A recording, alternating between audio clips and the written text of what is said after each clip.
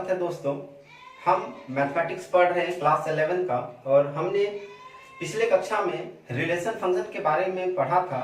Relation function का एक lecture upload हो चुका है और आप उसको देख चुके होंगे। इस लेक्चर में हम आगे की कहानी को समझेंगे और आज ये रिलेशन फंक्शन का अंतिम लेक्चर है।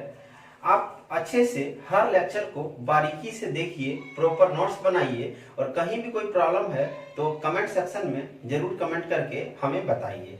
और आप टेलीग्राम चैनल से भी जुड़ सकते हैं जो परमा क्लासेस का है, वहां पे आप अपने डाउट्स को पूछ सकते हैं। तो चलिए बिना समय गंवाए स्टार्ट करते हैं आज का कहानी को। हम कहानी समझिए, बहुत इंटरेस्टिंग है। Relation function one of the easiest topic माना जाता है क्लास 11 मैथमेटिक्स के। तो चलिए स्टार्ट करते हैं रिलेशन फंक्शन के आगे के कहानी को। Relation and function. पिछले क्लास में मैंने आपको दोनों के बीच डिफरेंस मैंने बताया था कि कब यदि दो सेट मेरे पास है, मान लीजिए सेट ए है, ये एक सेट ए है और एक सेट ये बी है। ये एक सेट ए है, एक सेट बी है। इस सेट में मान लीजिए कुछ एलिमेंट है, ए है, बी है, सी है, डी है। इस सेट में कुछ एलिमेंट है, मान लीजिए इसमें 1 है, 2 है, 3 है, 4 है, 5 है। तो ये दो सेट्स आपको दिया गया है और इस सेट्स में कुछ नंबर ऑफ एलिमेंट है, इस सेट में कुछ नंबर ऑफ एलिमेंट है। समझ में आ रहा होगा आपको, एकदम आसान है। देखिए ए सेट में कुछ एलिमेंट है, this is the set A and this is the set B. A set has some element which is A, B, C, D, while other set B has also some element like 1, 2, 3, 4, 5। और मैंने आपको बताया था, देखिए relation क्या होगा। Relation किसी भी तरह से हो सकता है।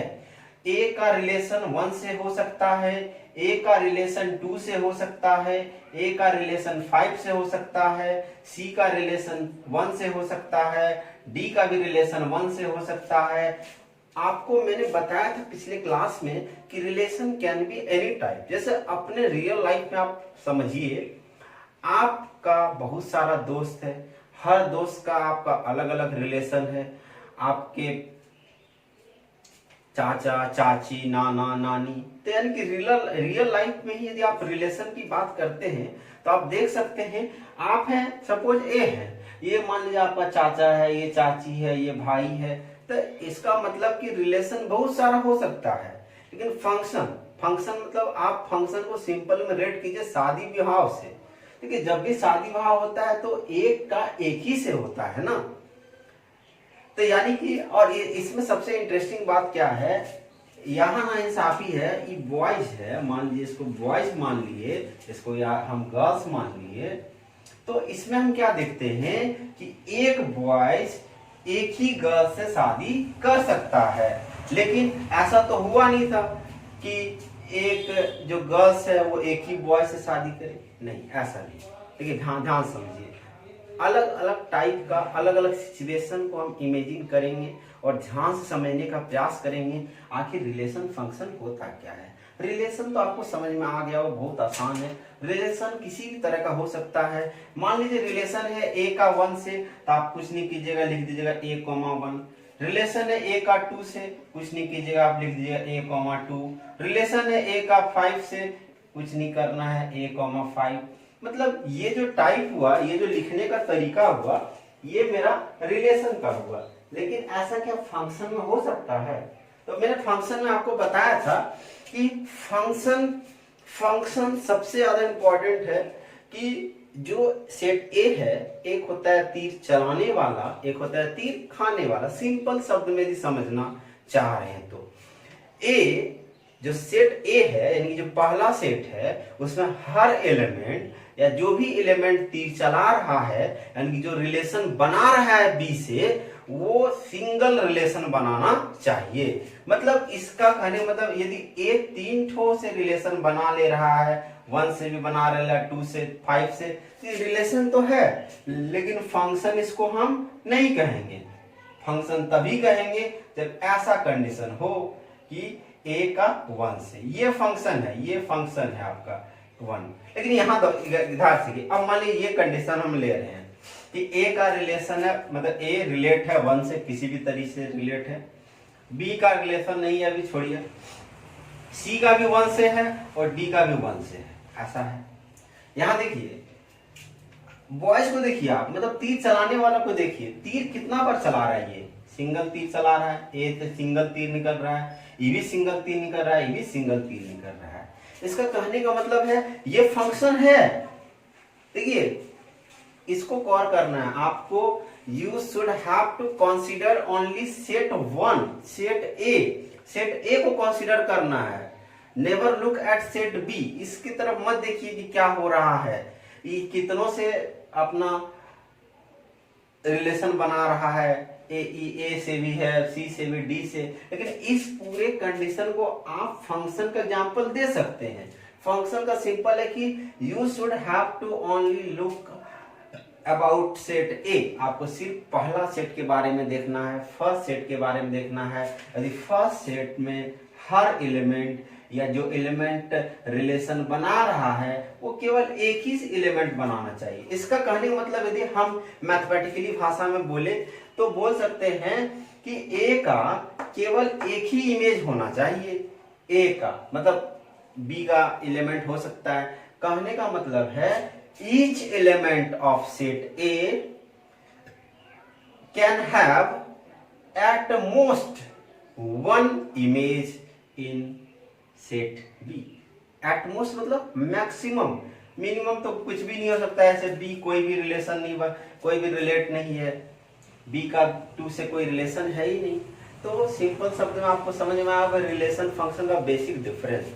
Relation can be any type, can be any way, किसी भी तरीके किसी भी टाइप का हो सकता है। बट रिलेशन को फंक्शन तभी कहेंगे जब सेट ए का यानी कि पहला सेट का जो भी एलिमेंट दूसरे सेट से रिलेट हो रहा हो तो वो सिंगल रिलेट हो। सिंगल रिलेट हो कहने का मतलब ये एक ही से रिलेट हो।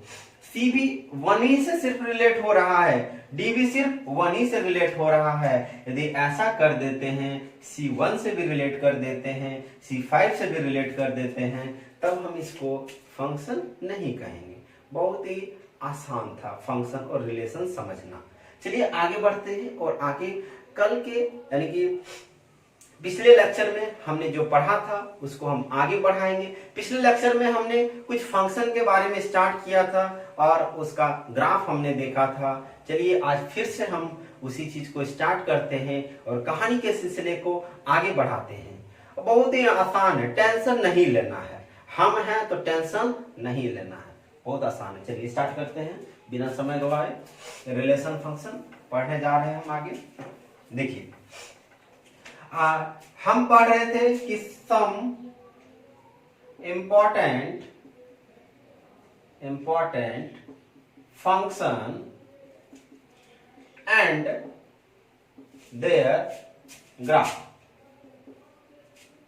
हम कुछ इंपॉर्टेंट फंक्शन पढ़ रहे थे और उसका ग्राफ के बारे में जान रहे थे। सबसे पहला हमने फंक्शन पढ़ा था आइडेंटिटी फंक्शन।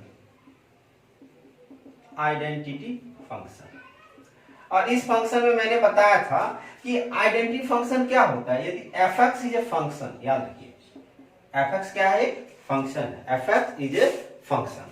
यदि fx बराबर x हो it means it is an identity function. यदि fx बराबर यदि आपका x हो तो इसको हम आइडेंटिटी फंक्शन कहते हैं। ध्यान समझिए, ये हो गया आपका fx बराबर x।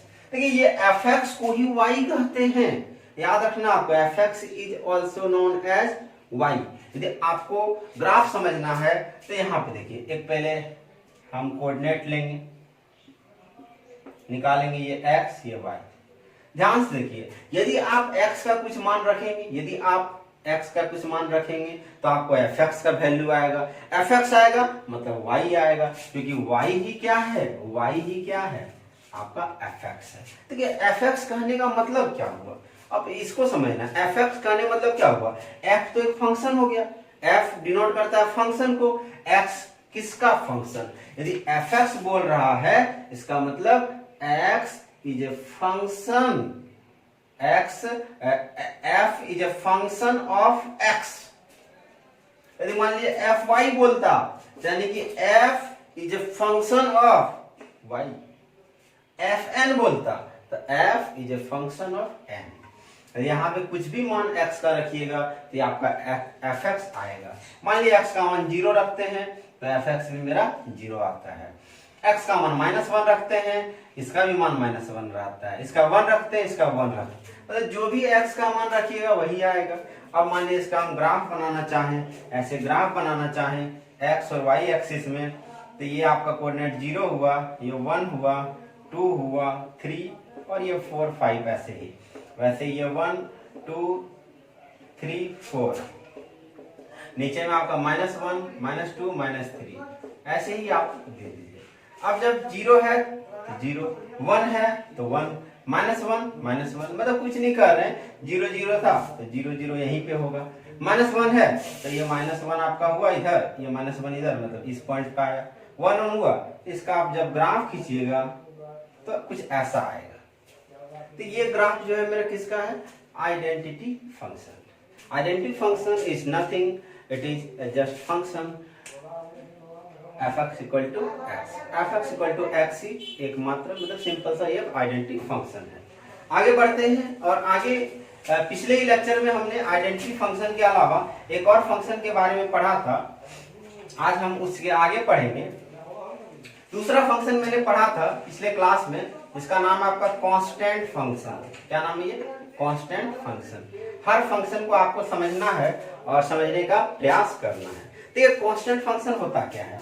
कांस्टेंट फंक्शन यदि f(x) = c यदि कहते हैं, c is a constant, c कुछ भी क्या आपका कांस्टेंट है, c का वैल्यू आपका 1 2 3 4 5, c value of c can be anything but it should be a real number. इसको रियल नंबर होना चाहिए। f(x) यदि c के बराबर है, कहने का मतलब क्या है कि जो f(x) मतलब f जो फंक्शन है x का, वो यहाँ पे इंडिपेंडेंट है x से, तो f(x) = c।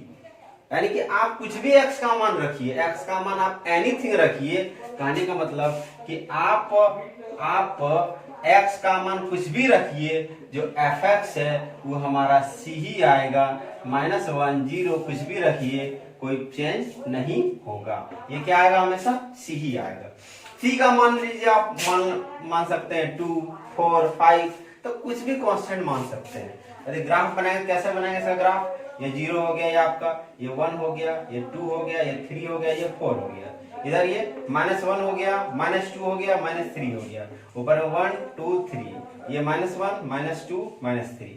अब देखिए मान लीजिए ये c का मान 2 है, तो ये देखिए ये 2 है, मतलब y का मान यहाँ भी 2 होगा, y का मान यहाँ भी 2, x का मान कुछ भी रहेगा, y का मान हमेशा क्या रहेगा? 2 ही रहेगा।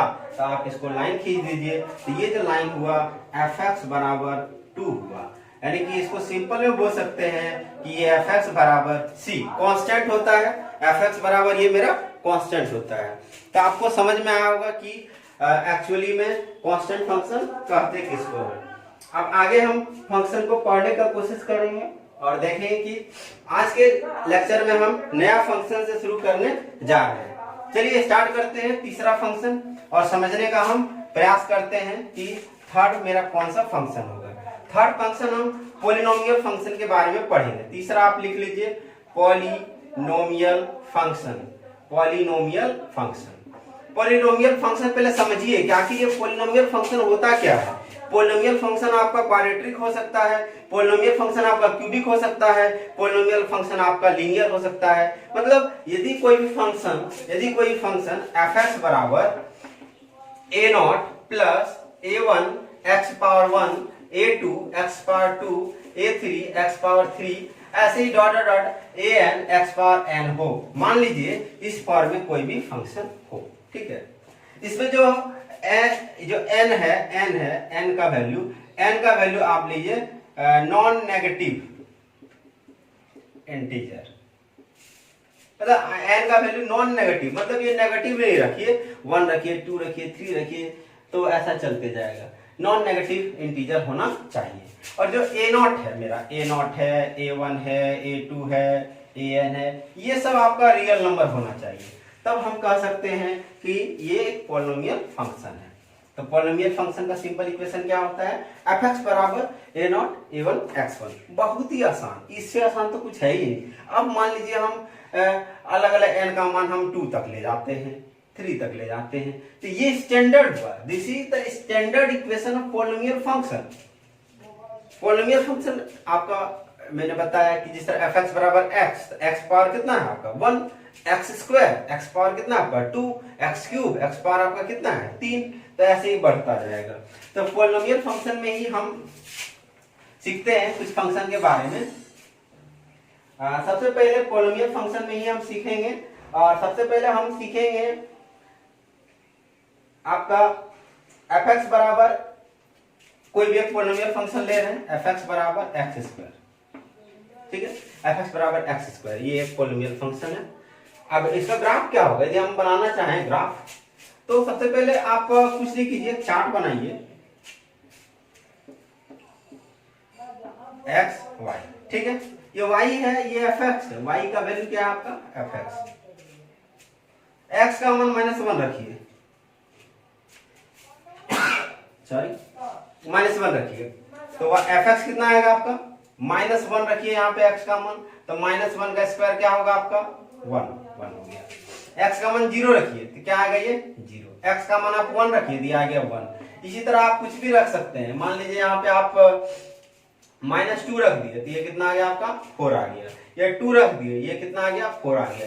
तो आप नीचे देख रहे हैं यदि x नेगेटिव में भी हो रहा है, x नेगेटिव भी हो रहा है, लेकिन y हमेशा पॉजिटिव आ रहा है। तो इसका ग्राफ यदि बनाने जाइएगा, इसका ग्राफ बनाने जाइएगा, ग्राफ इसका बना देते हैं, ग्राफ समझिए इसको अच्छे से कि ग्राफ कैसे बनेगा। fx बराबर x स्क्वायर का ग्राफ हम बनाने जा रहे हैं, fx बराबर x स्क्वायर का ग्राफ देखिए ध्यान से, ये 0 हो गया आपका 1 2 3 4 5, 1 2 3 4 5, -1 -2 -3 -4 -1। देखिए अब 0 पे 0 ही आया था, 1 पे 1 आया था, -1 पे भी 1 आया था, 2 पे आपका 4 आया था, और -2 पे भी 4 आया था। तो आप देख रहे होंगे ऐसे ग्राफ आ रहा होगा, ऐसे ग्राफ जा रहा है ये। तो ये जो मेरा ग्राफ है ये किसका आपका fx = x स्क्वायर। किसी का भी ग्राफ आप बना सकते हैं, x का मान रखिए, y का वैल्यू आ जाएगा, जो भी fx होता है वही y होता है। चलिए आगे हम पढ़ते हैं, आगे ग्राफ देखते हैं। तो ये था आपका fx = x स्क्वायर का ग्राफ। मान लीजिए fx = x पावर 3 का ग्राफ दे दे, fx बराबर x क्यूब का ग्राफ, तो यहाँ पे भी उसी तरह कीजिए आप, x का मान रखिए, y का मान आ जाएगा, y ही मेरा क्या है fx को ही कहते हैं y। मान लीजिए ये -1 है, तो देखिए ये -1 ही आ रहा है, ये 0 है तो 0, 1 है तो 1 है। तो यानी कि इसमें यदि आप गौर कीजिएगा, ये 0 हो गया, 1 हो गया, 2 हो गया, 3 हो गया, 4 हो गया, 1 हो गया, 2 हो गया, 3 हो गया। आप इसको ग्राफ पेपर में बना सकते हैं। ग्राफ को कैसे बनेगा,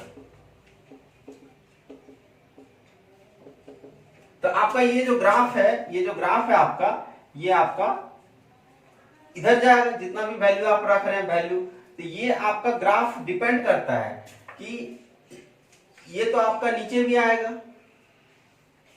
और ये आपका ऊपर भी चला जाएगा। तो ये ग्राफ आप बना सकते हैं, आप वैल्यू रखिए और अलग अलग, और ये आपका fx = x क्यूब का ये ग्राफ बन जाएगा। तो चलिए अब अगला ग्राफ देखने की कोशिश करते हैं। ये तो था पॉलिनोमियल फंक्शन का ग्राफ। पॉलिनोमियल फंक्शन के बारे में हम सीखे कि पॉलिनोमियल फंक्शन का ग्राफ कैसे होता है, बहुत ही आसान है। आपको आगे ग्राफ देखना है और समझना है कि आगे का ग्राफ कैसे बनेगा। चलिए अब अगला ग्राफ की ओर बढ़ते हैं और अगला ग्राफ को समझने का कोशिश करते हैं कि अगला ग्राफ है क्या।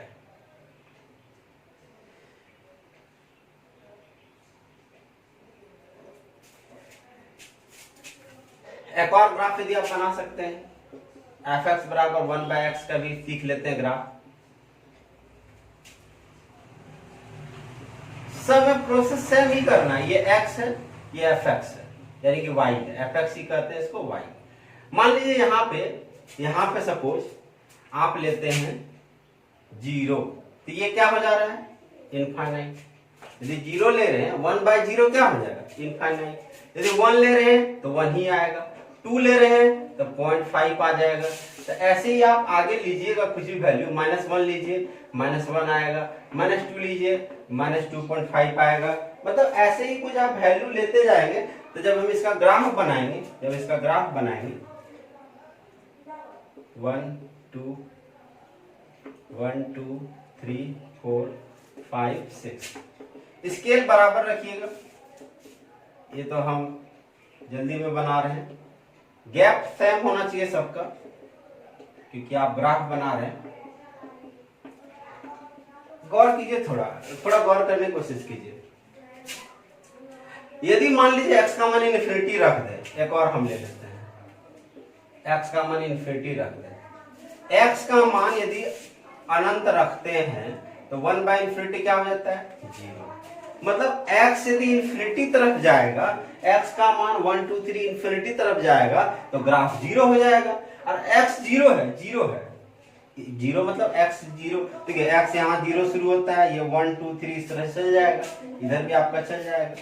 कहने का मतलब यदि x लगभग 0 हो तो ये ग्राफ कहाँ पे पहुंच जाएगा, ये इन्फिनिटी। मतलब यहाँ से इस तरह शुरू होगा आपका ग्राफ और इस तरह चलेगा आपका, ठीक है। वैसे ही आपका ये ग्राफ ऐसे चलेगा।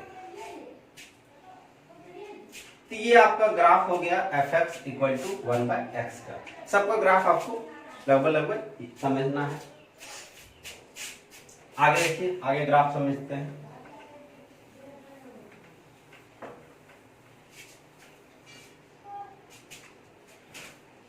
मान लिया fx बराबर sin x, fx बराबर sin x का ग्राफ यदि हमको जानना है तो sin x का ग्राफ उसी तरह आप x का वैल्यू रखिए तो आपको sin x का वैल्यू आ जाएगा। तो यदि हम ग्राफ यदि बनाना चाहे sin x का, ये 0 हो गया आपका, ये 90 हो गया आपका, ये 180 हो गया, 180 डिग्री है। आप पाई इसमें लिखिए तो ये π/2 लिखिए, ये पाई लिखिए, ये आपका 270 हो गया, फिर ये आपका 360 हो गया। तो वैसे इधर ये -90 हो गया आपका, ये -180 हो गया, ये -270 हो गया, ये -360 हो गया। तो जो ग्राफ बनेगा sin x का ग्राफ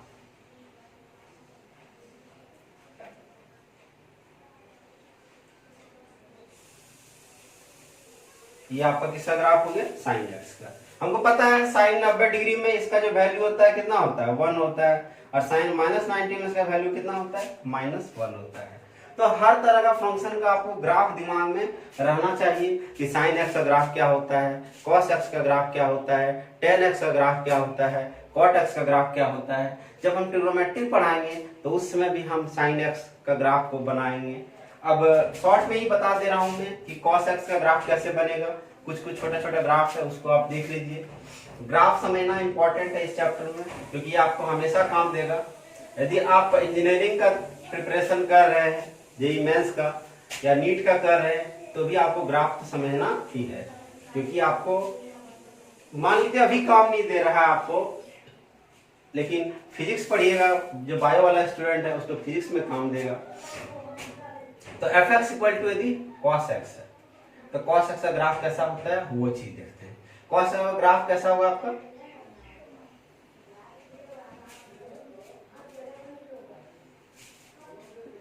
ठीक, ये आपका 0 डिग्री में, क्योंकि cos 0 का मान आपका 1 होता है। ये आपका अगर 90 डिग्री, ये हो गया आपका 180 डिग्री, ये हो गया आपका 270 डिग्री, ये आपका हो गया 360 डिग्री। वैसे ये -90 हो गया आपका, ये -180 हो गया, ये -270 हो गया, ये -360 हो गया। तो ये जो ग्राफ है मेरा fx = cos x, ये cos x का ग्राफ हमने बनाया है। तो चलिए आगे हम देखते हैं और आगे ग्राफ को समझने की कोशिश करते हैं। आगे अलग अलग तरह के फंक्शन, ये cos x का फंक्शन है। चलिए अगला फंक्शन हम लिखते हैं चौथा ही डाल लीजिए इसको, मॉडुलस फंक्शन।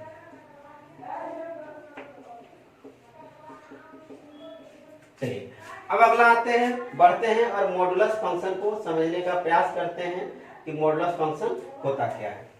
ध्यान से देखिए, ये मॉडुलस फंक्शन हम ग्राफ बना रहे हैं।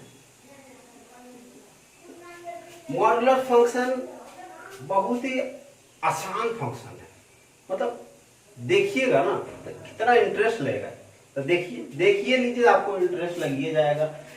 एफ एक्स बराबर मॉडुलस फंक्शन में क्या होगा, एफ एक्स बराबर, अब इसका दो वैल्यू होगा, एक होगा एक्स जब एक्स का मान ग्रेटर देन इक्वल टू 0 लिखिएगा, एक होगा माइनस एक्स जब एक्स का मान लेस देन 0 होगा। दिखा बहुत ही आसान था कि नहीं।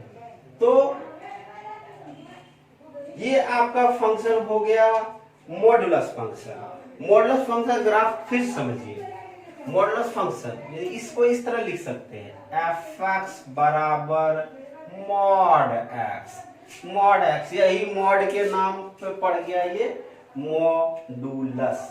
तो आपको समझ में आ रहा होगा कि मॉडुलस फंक्शन क्या है। फिर से सुनिए, एफ एक्स बराबर एक्स होगा कब, जब X greater than equal to 0 होगा। एफ एक्स बराबर माइनस एक्स, यानी कि जब X less than equal to 0 होगा।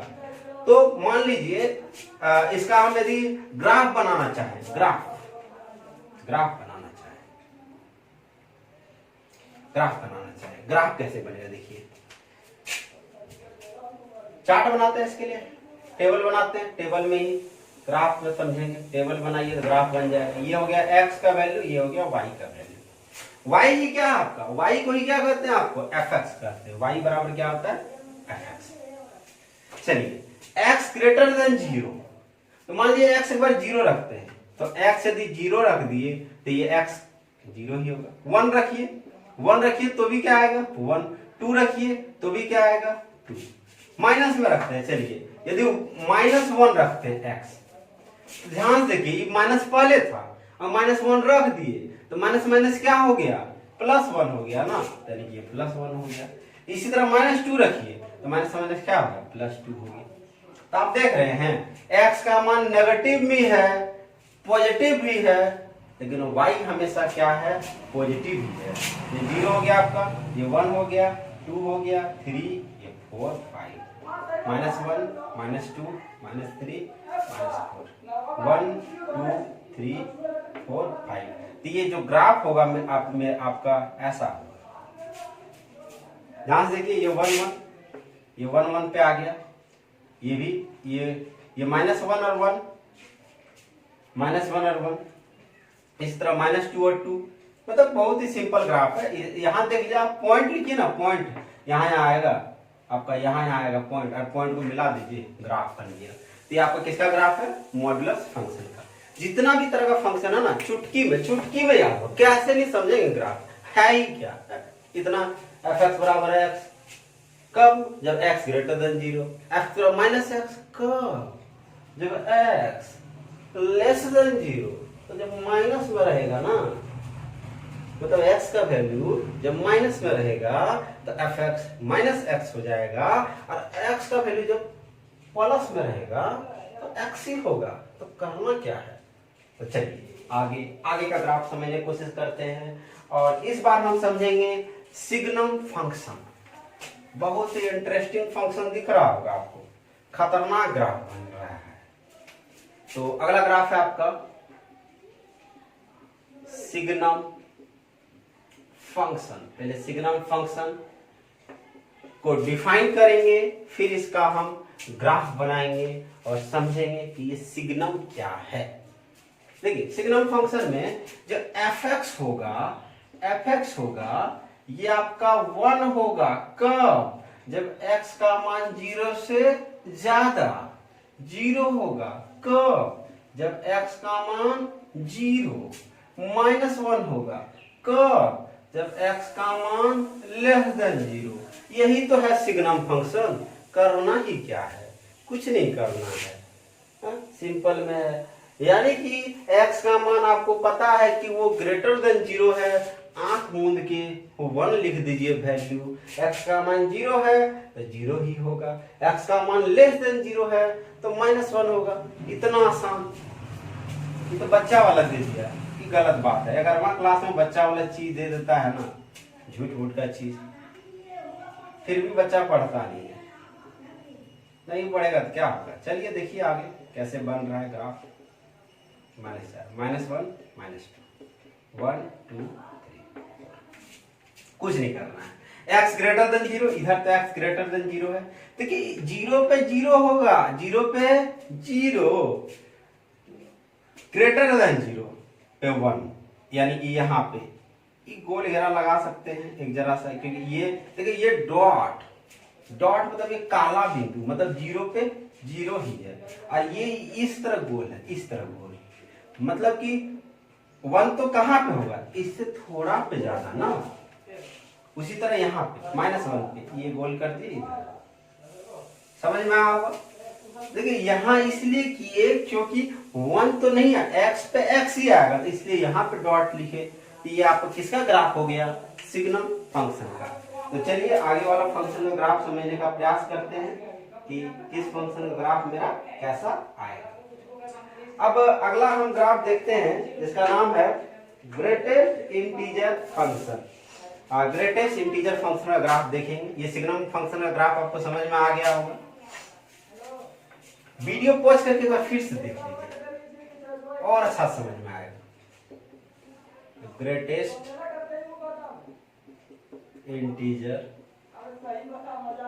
फंक्शन,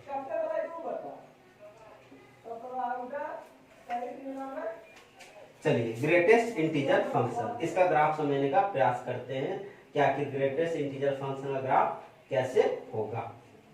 देखिए ग्रेटेस्ट इंटीजर फंक्शन के लिए आप क्या कीजिए, ये साइन रखिए। ये जो है ना, ये ग्रेटेस्ट इंटीजर फंक्शन के लिए है। ये जो x है, ये x बराबर -1 होगा इफ जो x होगा ना वो ऐसा होगा।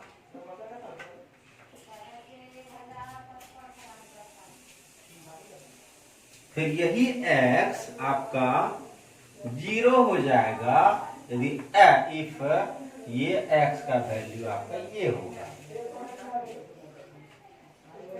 यही आपका 1 हो जाएगा यदि आपका ऐसा होगा। यही आपका 2 हो जाएगा यदि आपका ये आपका ऐसा। ध्यान सुनिए, नाम क्या है, ग्रेटेस्ट। ग्रेटेस्ट मतलब सबसे बड़ा, इंटीजर मतलब पूर्णांक। तो आप देखिए x जो है -1 से 0 है, तो -1 से 0 के बीच जो -1 को लेना है, 0 को नहीं लेना है। तो दोनों के बीच का जो सबसे ग्रेटेस्ट इंटीजर होगा वो तो -1 होगा ना, क्योंकि 0 तो ले नहीं सकते हैं। 0 और 1 के बीच ग्रेटेस्ट इंटीजर क्या होगा, आपका 0 ही होगा। तो ये मेरा पूरा ग्राफ, ये फंक्शन आ गया। अब इसका ग्राफ बनाइए, ध्यान से देखिए, ग्राफ बनाने जा रहे हैं हम।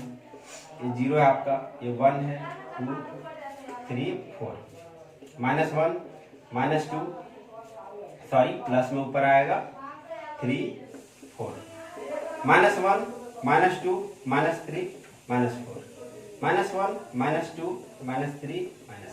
देखिए देखिए -1 से लेकर 0, -1 कहाँ है, ये -1 से लेकर 0, इसके दौरान देखिए कितना वैल्यू है, -1। ये mod x यानी कि ये y का वैल्यू है ना, x का मान रख रहे, y का वैल्यू आ रहा है, तो -1 आना चाहिए, -1 आना चाहिए। लेकिन 0 को यदि देखिए यहाँ पे 0 को नहीं ले रहे, ये इसको ध्यान देखना, 0 को नहीं ले रहे, 0 को नहीं ले रहे हैं, इसका कहने का मतलब हुआ कि -1 को ले रहे हैं, -1 को जिसको लेंगे उसको इस डॉट से देंगे, और -1 आया, यहाँ पे देखिए -1 आया, कहाँ तक, लेस देन 0 तक, मतलब जाइए इसको और ये गोल लगा दीजिए। तो इसका मतलब हुआ कि हम कंसीडर कर रहे हैं उस पॉइंट को, इसका मतलब हो रहा है उस पॉइंट को हम छोड़ दे रहे हैं, उस पार्टिकुलर पॉइंट को। ये समझ में आया। दूसरा देखिए 0 से 1 इंटरवल, देखिए x का मान क्या है, 0 से 1, 0 से 1 तो यही आएगा, ये 0 से 1, ठीक है, क्या है 0 है। कहाँ जीरो पे भी जीरो है, सही बात है, लेकिन वन पे, ये वन पे क्या है मेरा, जीरो नहीं है। तो ऐसे आप लिख सकते हैं, इसको यहां से लिखिए, ये पूरा जाने दीजिए और इसको आप ऐसे कर सकते हैं, यानी कि वन पे हम वन नहीं ले रहे हैं, वन पे हम वन नहीं ले रहे। सर ये जीरो का अभी गलत हो गया, ये यहाँ पे आएगा, ये जीरो पे ही आएगा, लेकिन ये ऐसे आ जाएगा, ठीक है। फिर उसी तरह वन पे x का मान देखिए, 1 से 2, 1 से 2, 1 पे तो 1 लेना है, 1 पे 1 लेना है, और 1 से 2 के बीच भी 1 लेना है, सिर्फ 2 पर 1 नहीं लेना है, यानी कि आपका ऐसे आ जाएगा, 2 पे 1 नहीं लेना है। उसी तरह आपका ये थोड़ा ऊपर जाएगा, 2 पे जाएगा, और आपका ये 3 नहीं लेना है, ऐसे ही थोड़ा ऊपर जाएगा, 3 का ऐसे हो जाएगा। तो ये ऐसे ऐसे ग्राफ बनता जाएगा आपको। तो ये आपका ग्रेटेस्ट इंटीजर फंक्शन है। ध्यान से देखिए इस ग्राफ को, कहीं भी कोई प्रॉब्लम है तो आप पूछ सकते हैं कि ग्रेटेस्ट इंटीजर फंक्शन का ग्राफ कैसे होता है। तो चलिए आगे बढ़ते हैं और आगे की कहानी को हम समझने का प्रयास करते हैं कि ये कुछ फंक्शन था और हम कुछ आपको एक्स्ट्रा फंक्शन बता दे रहे हैं, ताकि कभी भी मान लीजिए कहीं किसी एग्जाम में पूछा गया तो आप उसके लिए है। तो ये एडिशनल है, कुछ एडिशनल फंक्शन को हम आपको बता दे रहे हैं, ध्यान से समझिए उसको। ये एडिशनल फंक्शन में कुछ एडिशनल फंक्शन ले रहे हैं।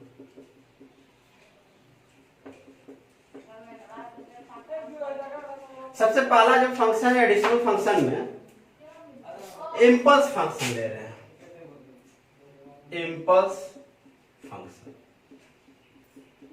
देखिए इम्पल्स फंक्शन को डेल्टा से लिखते हैं, डेल एक्स ये लिख रहे हैं। तो इम्पल्स फंक्शन का जो वैल्यू होता है ना, वो इनफाइनाइट होता है किस पॉइंट पे, कब, जब x का मान आपका 0 और हमेशा 0 होता है। आप ऐसे भी लिख सकते हैं इसको, कब, जब x not equal to 0। x का मान 0 होगा तो अचानक वैल्यू इनफाइनाइट हो जाएगा, x का मान नॉन 0 होगा तो उसका वैल्यू 0 होगा। ध्यान समझने की कोशिश कीजिए, क्या है, 0 1 2 3, -1 -2 -3 1 2 3। तो ये 0 पे इनफाइनाइट कर दीजिए अचानक, इधर पूरा क्या हो जाएगा, ये 0 ही हो जाएगा। समझ में आपको आ गया होगा।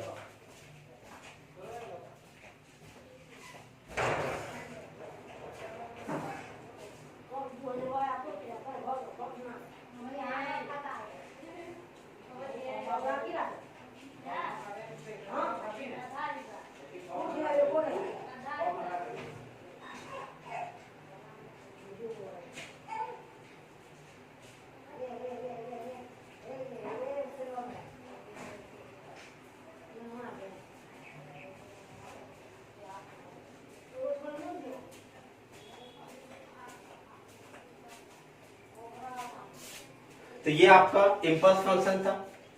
दूसरा फंक्शन के बारे में हम पढ़ेंगे, दूसरा फंक्शन के बारे में जानेंगे। ये एडिशनल फंक्शन है, यदि आपको समझ में आ रहा है तो ठीक है, नहीं भी आ रहा है तो कोई भी प्रॉब्लम नहीं है।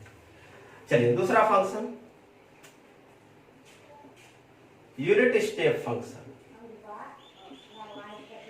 या आप सिंपल में लिखिए स्टेप फंक्शन।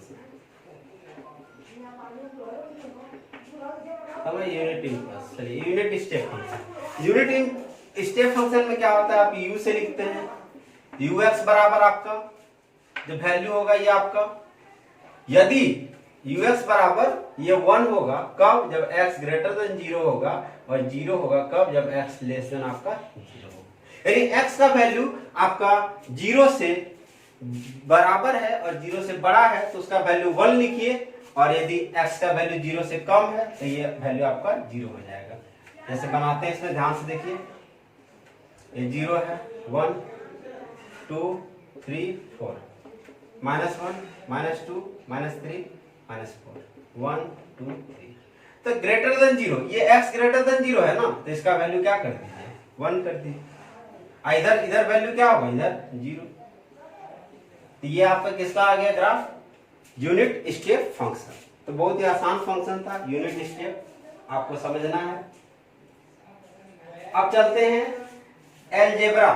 रियल फंक्शन का एलजेब्रा समझने की कोशिश करेंगे। रियल फंक्शन का कि क्या होता है रियल फंक्शन, मतलब रियल फंक्शन पे हम एलजेब्रा कैसे अप्लाई करेंगे। यानी एलजेब्रा क्या है, प्लस है, माइनस है, गुना है, भाग है, तो वही हम देखते हैं रियल फंक्शन पे एलजेब्रा अप्लाई करते हैं। तो अगला आप टॉपिक डालिए, एलजेब्रा ऑन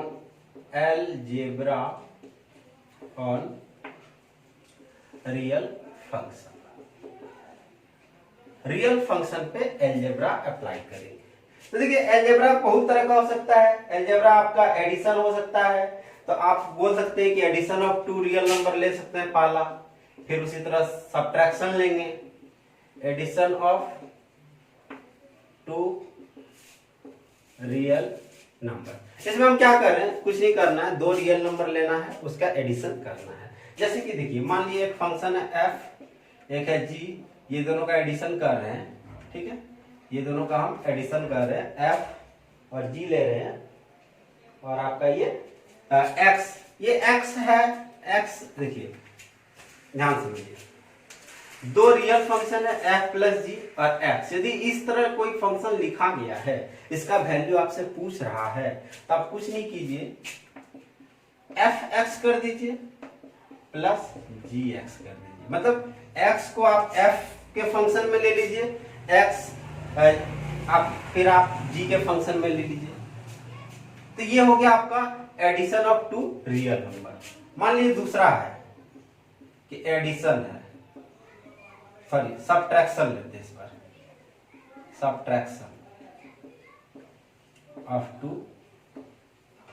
रियल नंबर, दो रियल नंबर का सब्ट्रैक्ट, तो f माइनस जी कीजिए x, ये क्या हो जाएगा f(x) माइनस gx। कितना आसान है, मतलब कुछ नहीं करना है, प्लस है तो प्लस कीजिए, माइनस है तो माइनस कीजिए, तो ये आपका आ गया सब्ट्रैक्शन।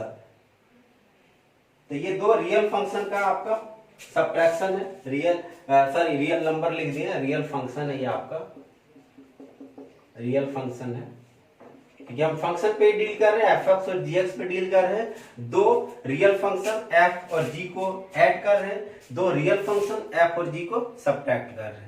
तो ये रहा आपका एडिशन, ये हो गया सब्ट्रैक्शन।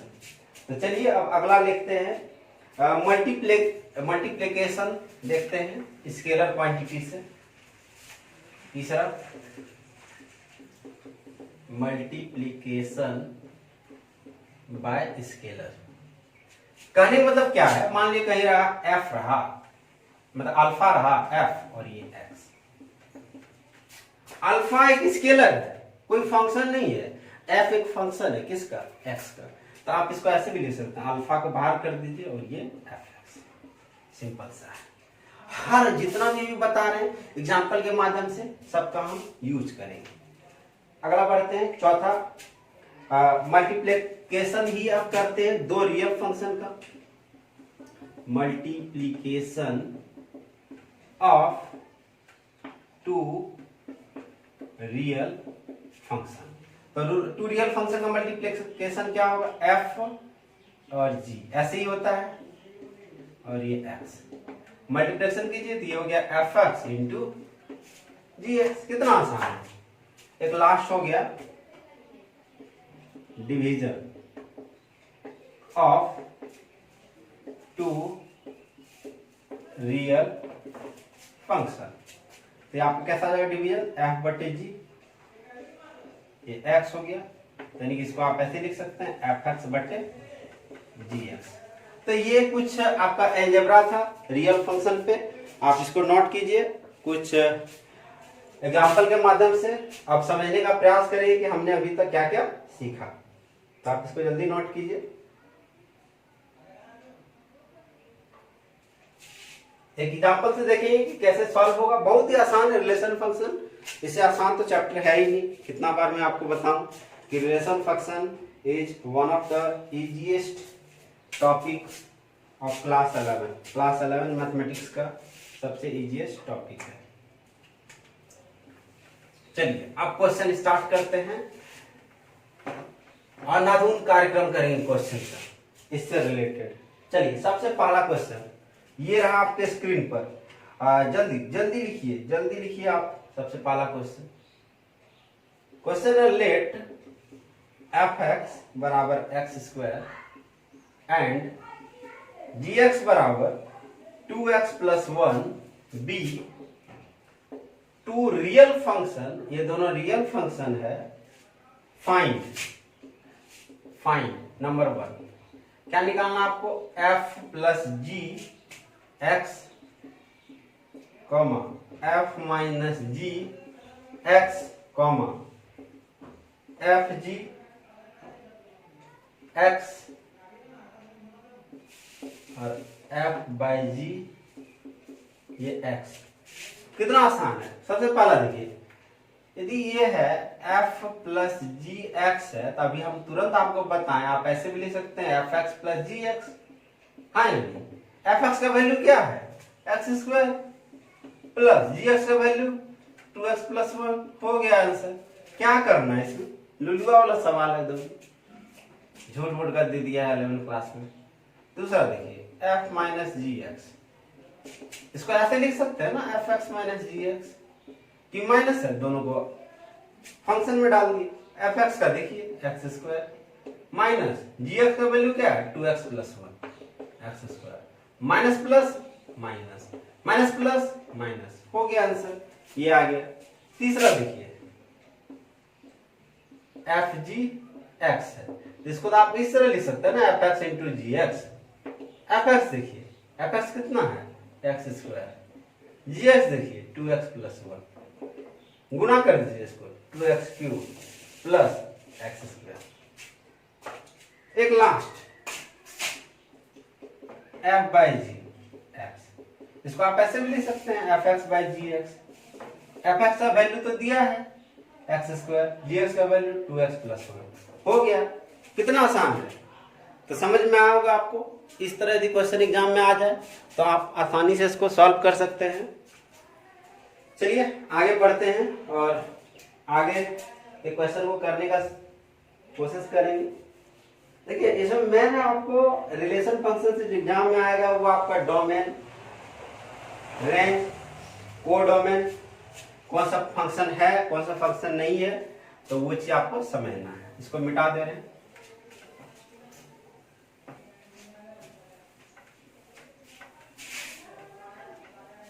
चलिए अगला क्वेश्चन लेते हैं और समझने का प्रयास करते हैं। क्वेश्चन है which of the following relation are function give reason, कारण भी बता दीजिए। If it is a function, यदि फंक्शन है तो determine its domain and range. यदि फंक्शन है तो डोमेन और रेंज आपको निकालना है। चलिए क्वेश्चन लिखते हैं आपका 2,1 5,1 8,1 11,1 14,1 17,1।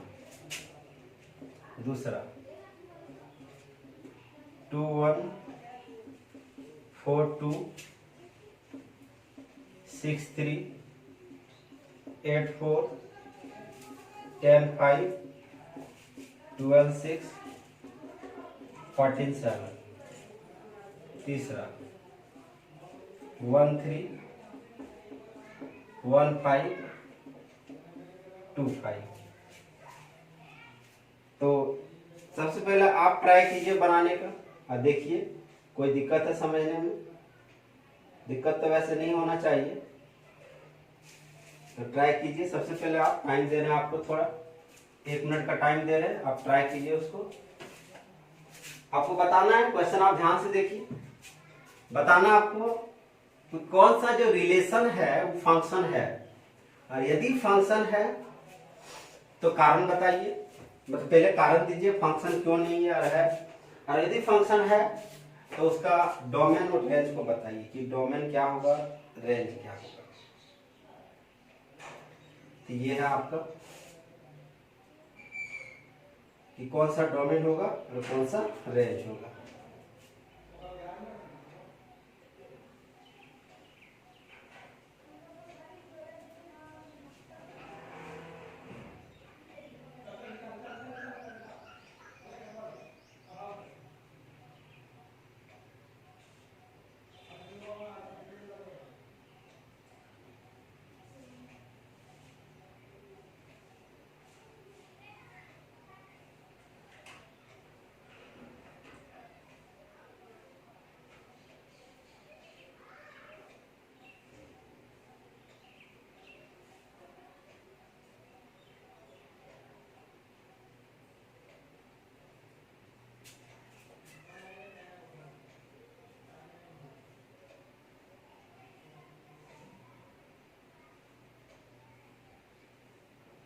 चलिए हो गया होगा, चलिए ध्यान से देखते हैं इसको।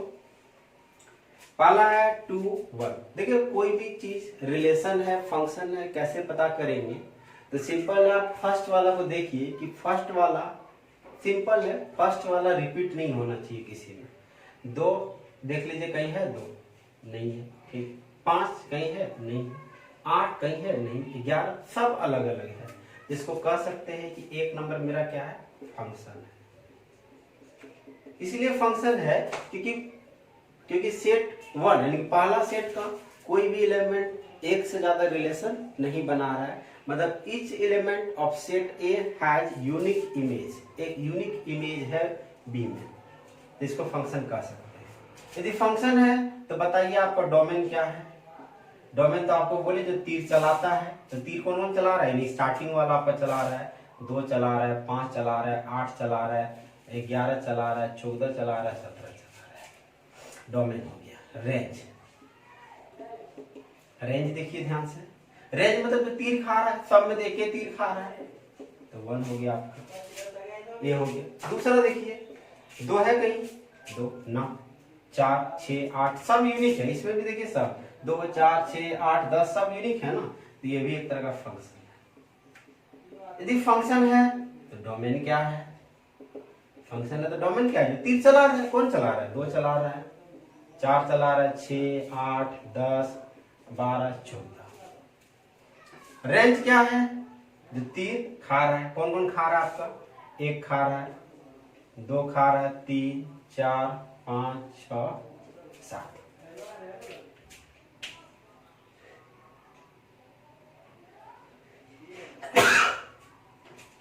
और तीसरा पढ़ते हैं, तीसरा समझने की कोशिश करते हैं।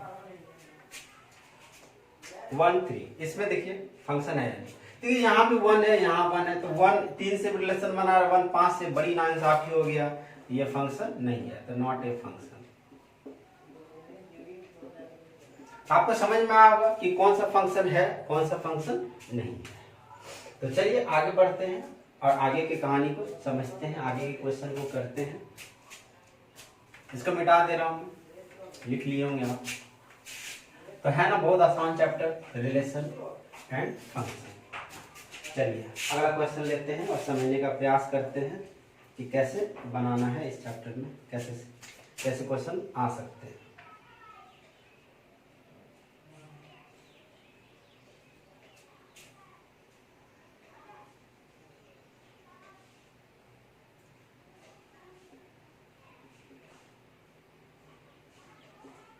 लेट ए बराबर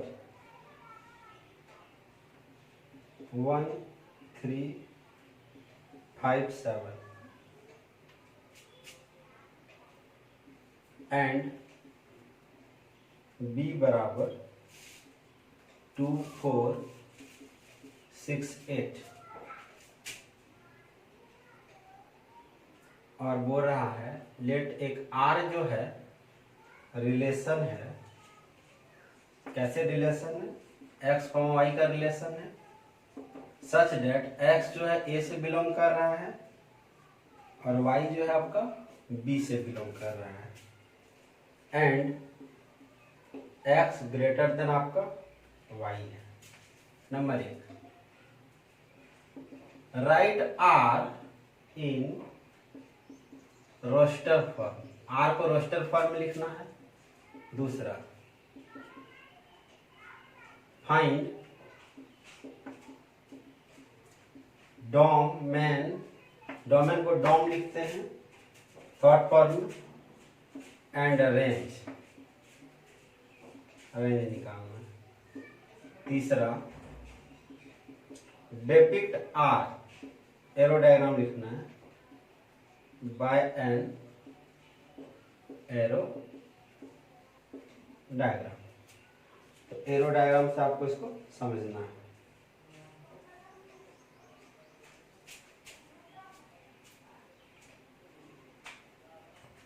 तो चलिए स्टार्ट करते हैं। आप देखिए एक बार क्वेश्चन को ध्यान से समझने का प्रयास कीजिए।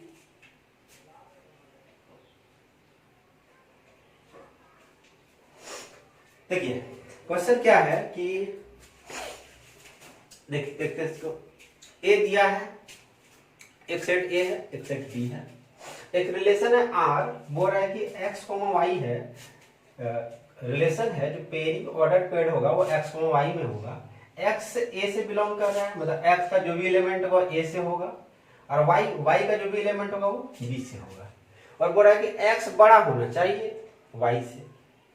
तो आर बताइए, रोस्टर फॉर्म में पहले लिखिए। तो चलिए रोस्टर फॉर्म में एक लिख लेते हैं आर को। आर क्या है? एक्स का मान क्या 1 ले सकते हैं? यदि 1 और 2 करते हैं, ध्यान से देखिए, 1 2 करते हैं, 1 और 2, 1, 2 ऐसा हो सकता है? समझने को सीखिए। 1, 2 मतलब x हो गया 1, y हो गया 2, तो 1 क्या 2 से बड़ा है? क्या 1 यदि 1 इस तरह लिखिए, ये पॉसिबल है? नहीं, यानी कि 1, 2 होगा नहीं। मतलब 1 का कुछ होगा ही नहीं 2 से, कि 1, 2 नहीं होगा, तो 1, 4 तो हो ही नहीं सकता, 1, 6 ये कुछ नहीं होगा। 3 देखिए, 3, 2, हाँ ये हो सकता है। 3 तो बड़ा है ना 2 से, 3, 2, 3, 4, 3 4 से बड़ा है ना, नहीं होगा आगे। 5 देखिए, 5 2 से बड़ा हो सकता है, हाँ 5, 2। फिर देखिए 5 4 से बड़ा ना, हाँ 5 4 से बड़ा हो सकता है, सही बात, 5 4 से बड़ा। 6 से बड़ा नहीं, 8 से बड़ा नहीं, 7 कर देखिए, 7 किससे बड़ा हो सकता है? 2 से बड़ा, हाँ होगा, 2 से बड़ा होगा। 4 से बड़ा, हाँ होगा। 6 से बड़ा, हाँ होगा।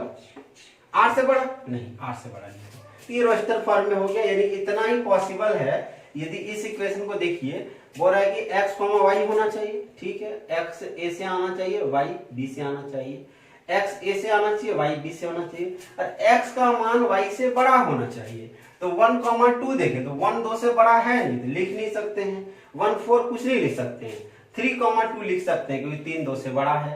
3, 4 नहीं लिख सकते हैं, तो यही सब ये लिख सकते हैं इतना। तो ये हो गया पार्ट। डोमेन देखिए, डोमेन कौन होता है? जो तीर चलाता है।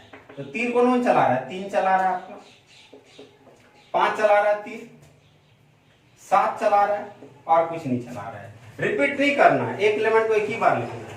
और रेंज, तीर कौन खा रहा है जी? बताइए कौन तीर खा रहा है? लास्ट वाला, सेकेंड वाला 2 खा रहा है, 4 खा रहा है, और 6 खा रहा है। 2 खा रहा है, 4 खा रहा है, 6 खा रहा है, ये तीर खा रहा है। ये आपका पहला आंसर हो गया, ये आपका दूसरा आंसर हो गया। अब तीसरा देखिए, तीसरा में आपको क्या करना है? एरो डायग्राम बनाना है। एरो डायग्राम बनाने की कोशिश कर रहे हैं। ये सेट 1, ये सेट बी, ए बी। कौन कौन एलिमेंट है? 1 है, 3 है, 5 है, 7 है। इसमें कौन कौन सा है? 2 है, 4 है, 6 है, 8 है। देखिए यहाँ 3 2 3 2, ठीक। 5 2 5 2, 5 4 5 4, 7 2 7 2, 7 4 7 4, 7 6 7 6। अब मान लीजिए क्वेश्चन पूछ देता क्या ये जो रिलेशन है ये फंक्शन है, तो आप सीधे बोलते नहीं है, क्योंकि देखिए 7 क्या वो तीर मार दे रहा है, 5 क्या वो तीर मार दे रहा है, तो ये फंक्शन मान ली पूछता तो। ये तो अभी इतना ही पूछा था, तो आपको समझ में आया होगा कैसे बनेगा। तो चलिए आगे समझते हैं, आगे के क्वेश्चन को करने का प्रयास करेंगे। समझ में आ गया होगा आपको, वीडियो पॉज करके भी आप फिर से देख सकते हैं, नोट कर लीजिएगा, उतना टाइम तो है नहीं क्योंकि आप वीडियो पॉज करके आराम से नोट कर सकते हैं। चलिए अगला क्वेश्चन देखते हैं, क्वेश्चन नंबर 4 समझने का प्रयास करते हैं। और क्वेश्चन नंबर 4 में समझेंगे कि किस प्रकार के क्वेश्चन एग्जाम में पूछे जा सकते हैं।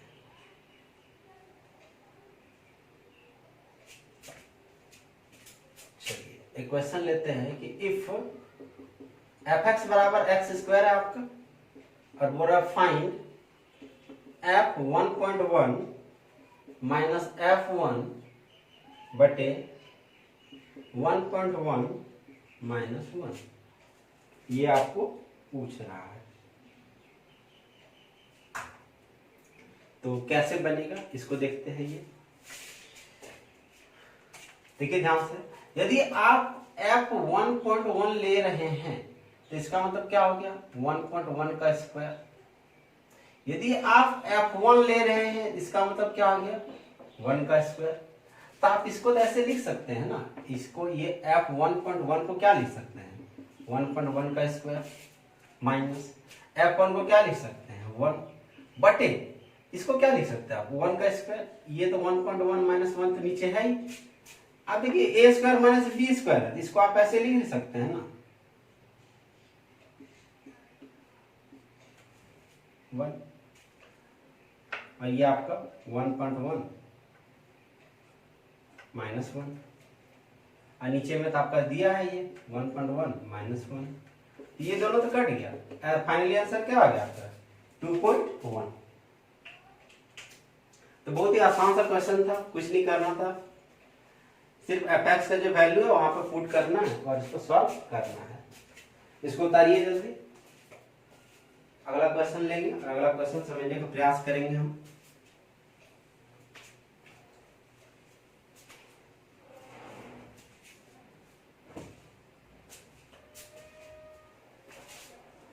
चलिए अगला क्वेश्चन देखते हैं।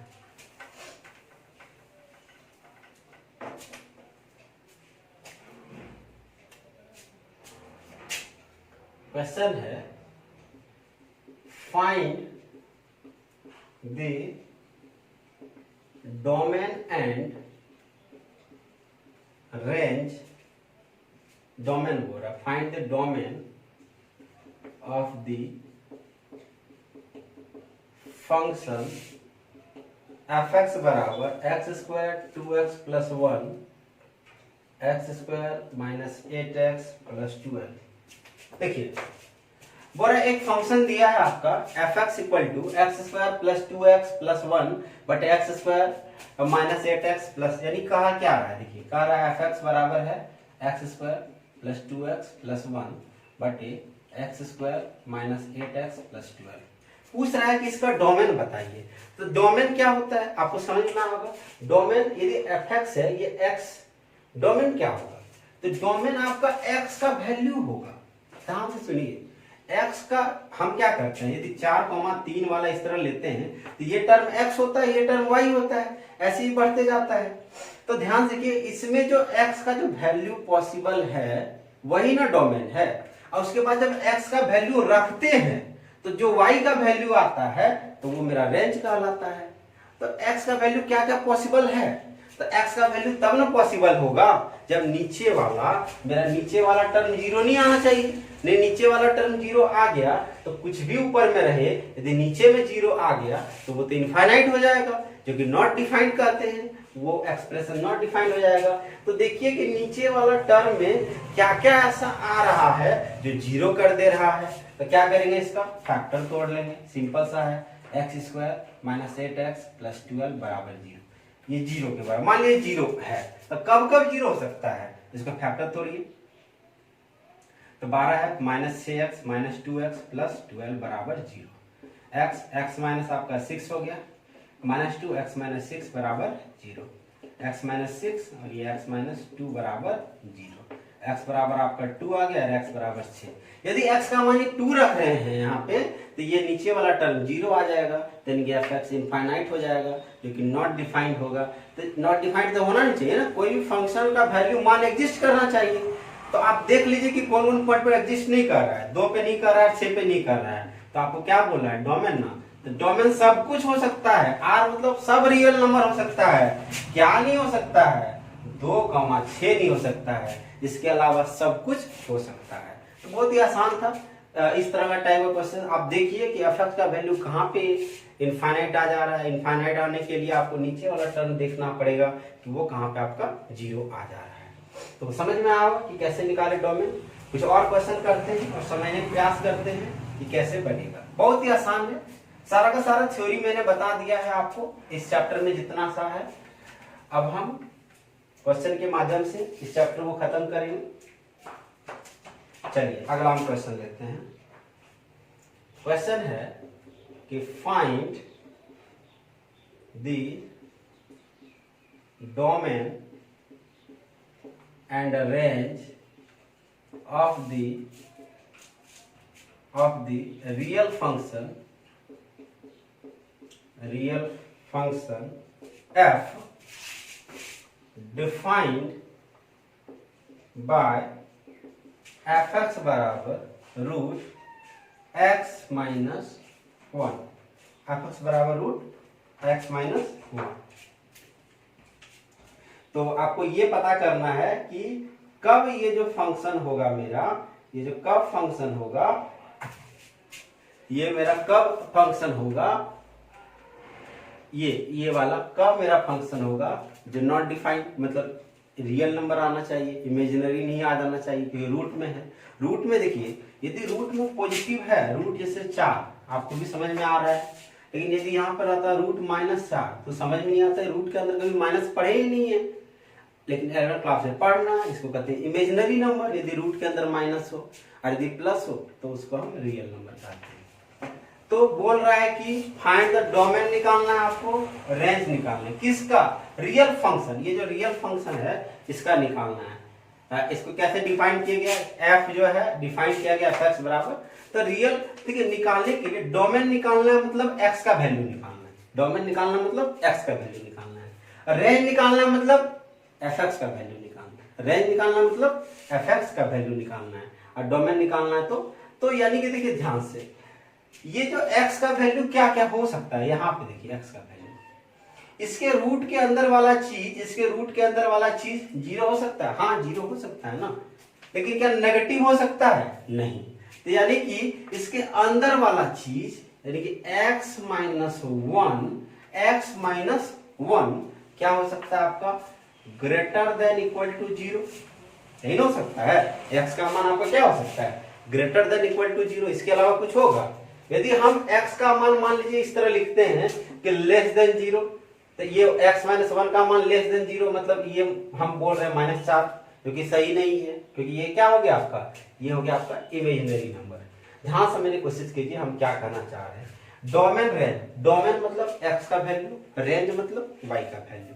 x का क्या क्या वैल्यू पॉसिबल है, तो इसके अंदर वाला 0 हो सकता है और पॉजिटिव हो सकता है, क्योंकि रूट के अंदर नेगेटिव नहीं हो सकता है, इसलिए लिखे ग्रेटर देन 0 और इक्वल टू 0। तो x का मान क्या आ गया इसमें, यही आ गया आपका।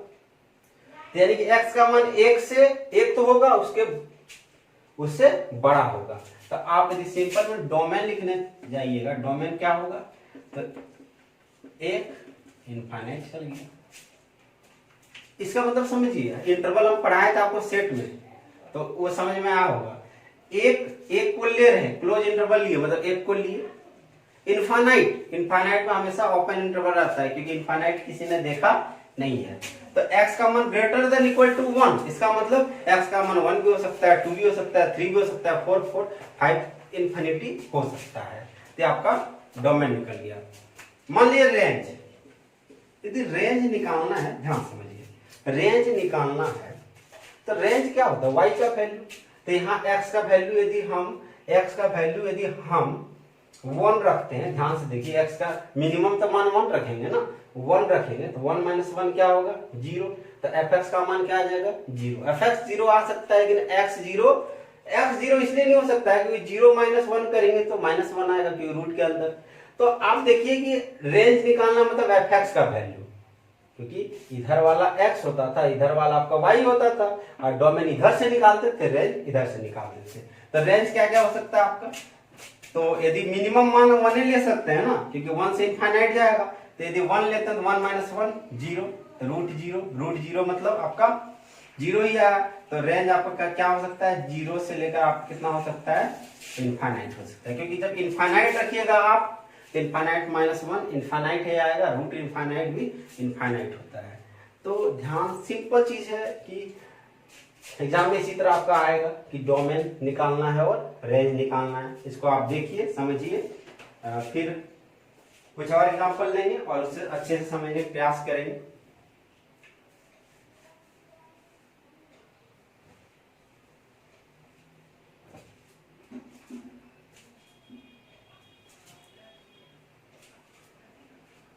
चलिए अगला क्वेश्चन की ओर बढ़ते हैं और समझने का प्रयास करते हैं डोमेन रेंज की कहानी को।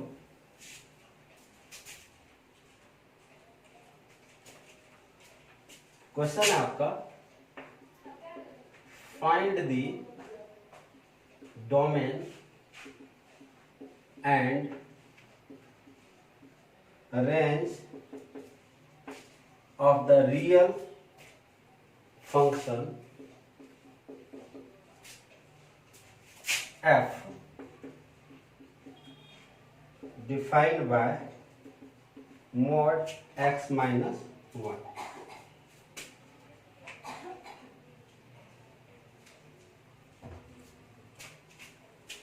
ध्यान से देखिए, एफ एक्स बराबर क्या है आपका, mod x माइनस 1। तो बोल रहा है कि फाइंड द डोमेन, डोमेन निकालना मतलब x का वैल्यू निकालना।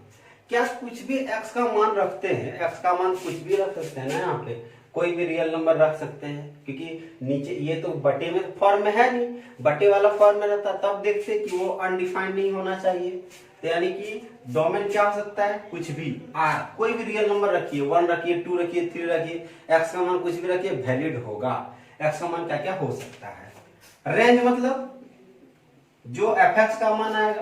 अच्छा, रेंज थोड़ा गौर से देखिए, ये मॉड लगा है, मॉड क्या करता है, यदि मान लीजिए इस तरह था मॉड माइनस 4, तो इसका क्या हो जाता है 4। मॉड क्या करता है, कोई भी नंबर यदि नेगेटिव में रहता है ना, तो उसको पॉजिटिव में बना देता है। तो एक तरह से बोल सकते हैं रेंज क्या हो जाएगा, तो ये आपका हो जाएगा all non negative integer, all non negative integer आपका हो जाएगा। सॉरी, इंटीजर नहीं बोल सकते हैं इसको, रियल नंबर, क्योंकि रियल नंबर पे डिफाइन है रियल नंबर। इंटीजर तो 1 2 3 होगा ना, रियल नंबर तो 1.4 कुछ भी हो सकता है रियल नंबर। तो ध्यान समझना है इसको। फिर से देखिए, डोमेन मतलब x का वैल्यू, क्या क्या पॉसिबल हो सकता है इसमें।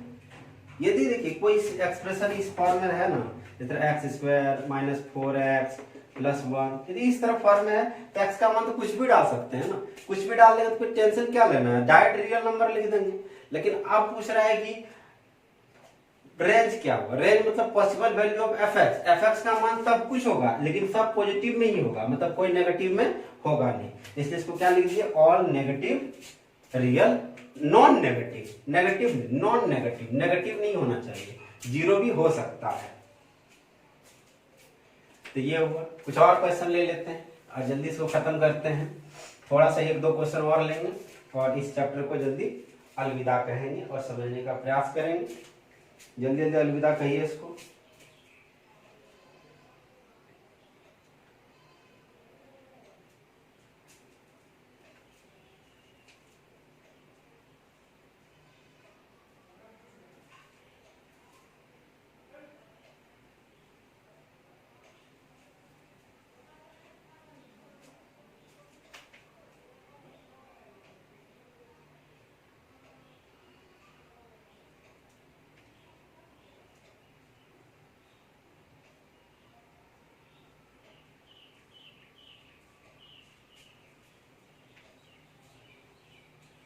चलिए अगला क्वेश्चन लिखिए आप कि लेट f का वैल्यू है 1, 1, 2, 3, 0, -1, 1, -1, -3, ये है be a function from z to z, integer से है ये, डिफाइंड, क्या डिफाइन कर रहा है, fx जो है बराबर ax प्लस b है for some integer a, b। अब बोलता है डिटरमाइन a, b।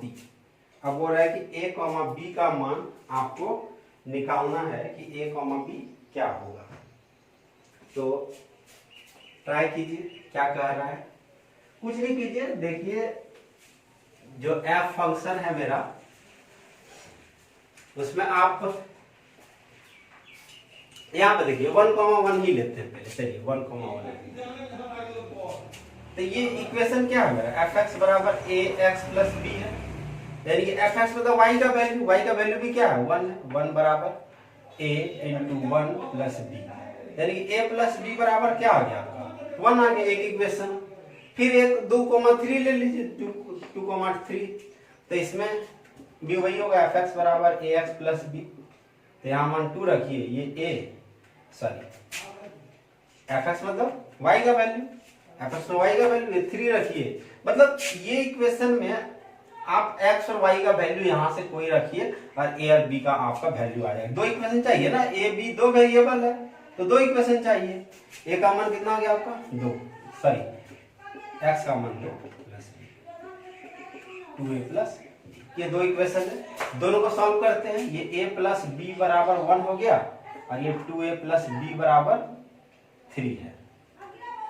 तो दोनों घटा दीजिए, इत कट गया, a में 2a गया तो माइनस है, 1 माइनस -2, a बराबर आपका आ गया 2, a बराबर 2 आ गया, इसमें बैठाइए, a प्लस b बराबर 1, 2 प्लस b बराबर 1, तो b बराबर 1 -2 मतलब -1। ध्यान से देखिए, कुछ नहीं किए हैं, दोनों इक्वेशन में पुट कर दिए हैं और आपका a और b का वैल्यू आ गया। a का वैल्यू आपका आ गया 2 और b का आ गया वैल्यू -1। तो समझ में आएगा ये चीज कि क्या हमने किया।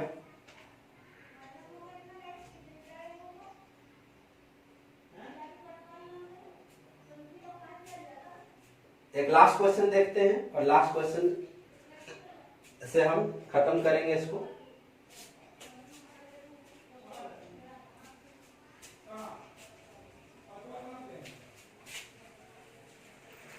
चलिए अंतिम क्वेश्चन आज का, और ये लेक्चर पूरा खत्म होगा और इसके साथ साथ रिलेशन फंक्शन भी आपका समाप्त होगा। क्वेश्चन लिखिए,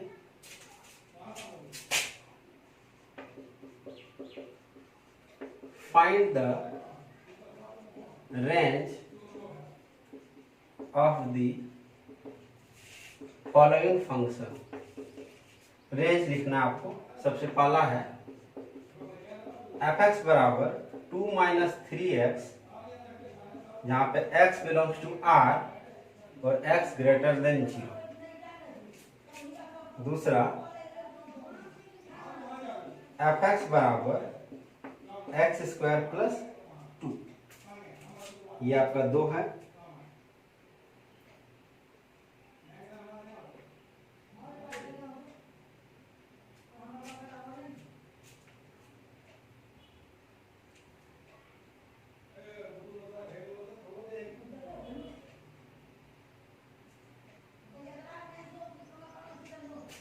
चलिए दोनों देखते हैं, समझने की कोशिश करते हैं कि क्या होगा। रेंज निकालना है, इसका मतलब आपको fx का वैल्यू निकालना है। fx बराबर है ना आपका 2 - 3x, तो रेंज निकालना है, इसका मतलब आपको fx का वैल्यू क्या fx का पॉसिबल वैल्यू हो सकता है। कंडीशन दिया है x रियल हो सकता है, x ग्रेटर देन 0 हो सकता है। मान लीजिए x का मान 1, तो 1 मानते हैं तो 2 माइनस, ध्यान देखिए 1 मान लिए तो क्या आ गया आपका 2 माइनस 3 गुना 1, तो 2 माइनस 3 कितना आ गया -1। तो एफ एक्स का वैल्यू कितना आ गया यहाँ पे आपका -1।